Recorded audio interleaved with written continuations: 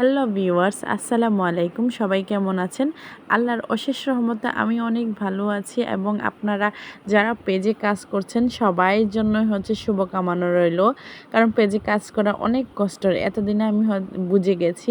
শখের বয়সে একটা পেজ খুলেছিলাম বাট অনেক কষ্ট। তো যাই হোক, এদিক দিয়ে রাত হয়ে গেছে।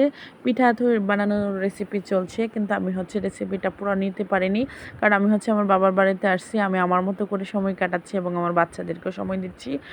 তো এদিক দিয়ে আমার মা এবং আমার ভাই বউ, আমার ছোট বোন, ওরা তিনজন মিলে এই পিঠাগুলো এখন বানাচ্ছে। পুলি পিঠা এগুলা, আর আর তালের পিঠা এবং সাথে মেরা পিঠা। তো এই পিঠাগুলো এই দুইটা পনের মধ্যে দিয়ে চুলার মধ্যে দিয়ে সিদ্ধ করা হচ্ছে। এখন রাত, তো রাতে এই জন্য আর আমি রেসিপিটা নিতে পারিনি। আর আমি আমার মতো করে ঘুরছি বা ভিডিও বানাচ্ছি, আপনারা দেখতে পাচ্ছেন। এজন্য আমি আর রান্না বাড়ার কাছে যাচ্ছি না। তো এদিক দিয়ে এই যে বানানো হচ্ছে। আর আমরা একবারে একদম অরিজিনাল গৃহস্থাল যাকে বলে। আর একজন অরিজিনাল গৃহস্থালের বাড়িতে ঢুকলেই কিন্তু বোঝা যায় যে তারা পুরানা গৃহস্থাল। তো যাই হোক, যখন আমার মারা পিঠা বানায় তখন সবসময় একদম অনেকগুলো পিঠা বানায় একবারে, আমরা সবাই মিলে প্রাণ ভরে ভরে খাই। তৃপ্তি মিটিয়ে সবাই খায়, যার যতটুকু লাগে, কাউকে বেড়ে দেয় না।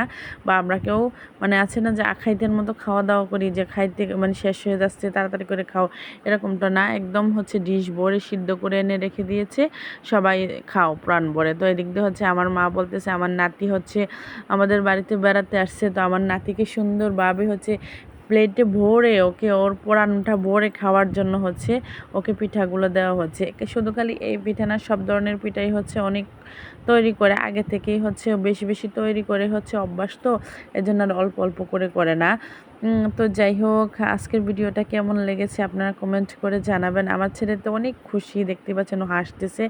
তো এখন এই পিঠাগুলা খায় তারপরে জানাবে যে পিঠাগুলা কেমন হচ্ছে। এগুলো তালের পিঠা, তালের রস দিয়ে বানাই আমাদের অঞ্চলে, আমরা ভাপিয়ে এইভাবে বানাই।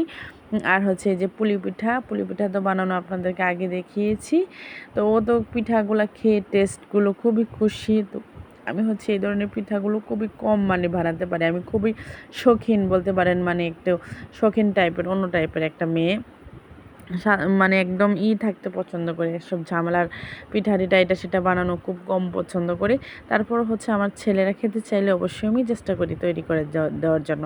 তো এটা আমাদের বাড়ির সামনের যে ভিউটা, এটা আমাদের বাড়ির সামনে একদম খোলা হল মাঠ। এখান থেকে প্রচুর বাতাস আসে আমাদের বাড়ির ভিতরে। তো আমার এসব গ্রামের বাড়ি মানেই এমন খোলামেলা বাড়িঘর থাকবে, অনেক বড় থাকবে, এটা আমার কাছে অনেক ভালো লাগে। এই ভিডিওগুলো ভিডিও করে এনেছে আমার বড় ছেলে। গাছে লেবু ধরে আছে, এটাও ও উঠিয়ে আনছে।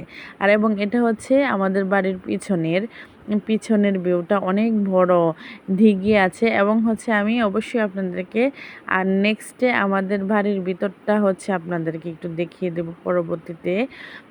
অনেক এর মধ্যে অনেক কথা আছে, অনেক আছে, পরে এক সময় আপনাদের মাঝে আমি শেয়ার করব। কারণ দুঃখ কষ্টগুলো শেয়ার করার মাধ্যমেই ফেসবুক ফ্যানরা, এখানে ভালোবাসা দিলে ভালোবাসা পাওয়া যায়।